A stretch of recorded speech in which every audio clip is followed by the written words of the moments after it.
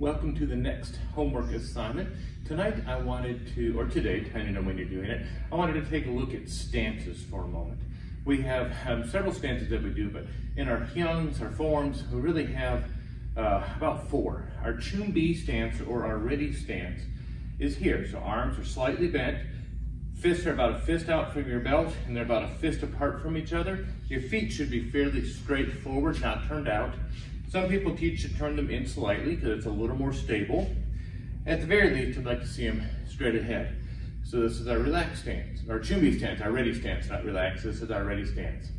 So we go to chumbi, we always say Tang su. So typically we come to chirdi up, comes to attention, we can yet, we bow, and then we go to chumbi, Tang su. And we try to stop all of our motion, our hands and our foot at the same time. Next stance is our front stance, or chungul jase. So the front stance, we're very strong this way. You almost can imagine like you're pushing something big and heavy, trying to push a car or a boulder or something you're trying to push. This stance, the back leg is straight, leg is locked, front leg is bent. I don't like to see the knee get in front of the ankle. That can put a little bit too much stress on knees, especially a little bit older. So I like to have it where I can just kind of see my toes as I look, back leg, and then both my feet are pointed relatively forward. So this is a very strong stance this way. A hukul jase, more of a back stance, we have more weight on the back leg than the front leg. I have one foot pointing that direction, one foot pointing that direction. So they're about a 90 degree. Both knees are bent, it's a little springy. And again, more weight on the back leg. Our horse stance is here, trying to keep our knees fairly close to above our ankles, back straight, almost like we're sitting down into a chair. Ideally, and I'm not there right now, thighs would be parallel to the floor. Now a side stance is the same thing, but we turn our feet slightly outwards. This is a little more comfortable, and many of our hyungs call for a side stance. A lot of times in class though, we do it as a horse stance. So those are our basic stances.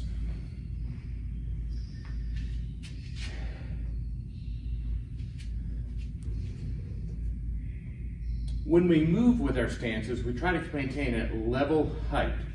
So if I'm trying to move across the floor here in a front stance, my head should not go up and down, it should go fairly straight. Now I'm just going to do a hadan maki low block.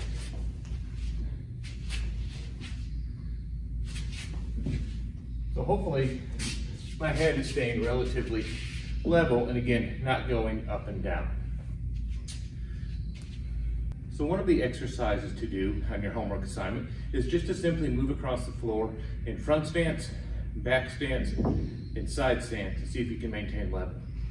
For the hand techniques, again, there are 5 that we're going to do, and I'll walk you through those now. I'm going to back up a little bit, so give myself some room. From chumbi stance, we're going to do a sundan maki, tulo, yaksudo. Sundan maki, high block, tulo, reverse hand, yaksudo. Whenever you hear tulo, that is reverse. My left foot is in front, my right arm is doing the technique. So high block, ridge hand. Eight. Eight. One of my favorites, pakiso anaro maki, tulo, anaso pakiro maki. So outside the inside block, tulo is reverse, so it's my opposite arm into outside block. Eight. Eight.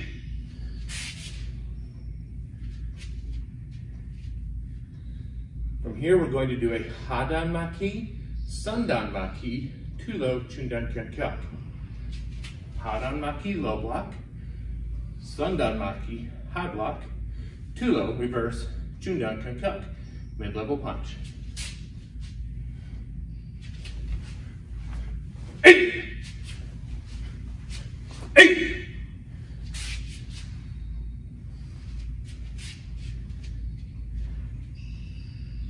Going with the mid-level knife hand block, hukul jase chundan sugomaki, that we did last lesson.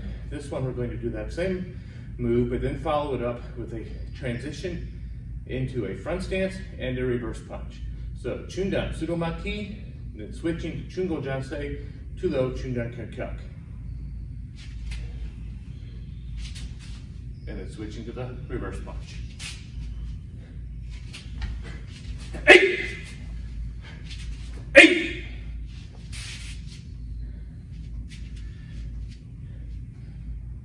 Last one for this assignment is to do a double block, sangsu maki. If we don't specify high or low, we assume middle. So this is going to be a two-hand middle block.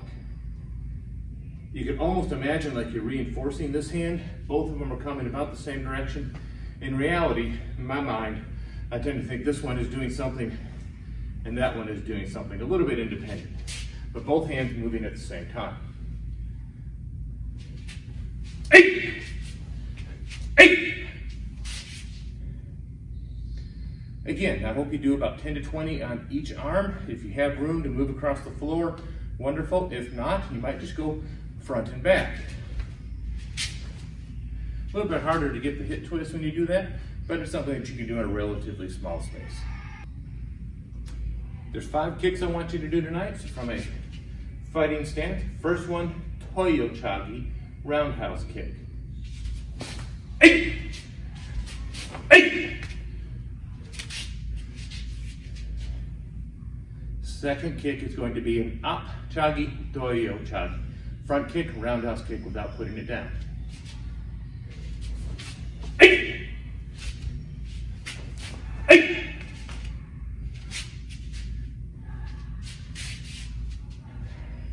Third kick, a pakiso anoro chagi, or outside to inside crescent kick. You will be striking with the inside or instep of the foot. Your toes should be pointed straight up. 8! 8! Note that when you do this, the foot on the ground has to pivot. So now my back foot is actually facing that direction, allowing my hips to come through.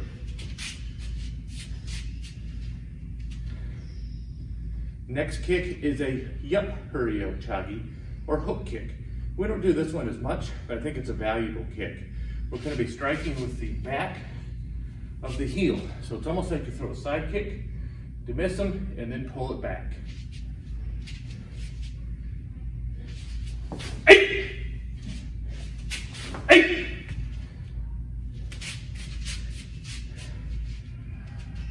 Last kick. Not one of the easiest kicks to learn, so that's why I want us to do it again tonight.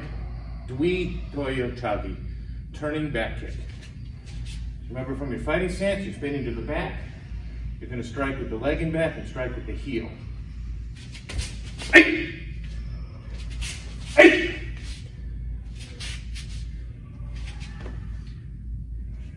Don't forget to do your one-steps and your forms. If you have any questions, please message me or shoot a video of what you're doing, and I'll see if I can correct it for you.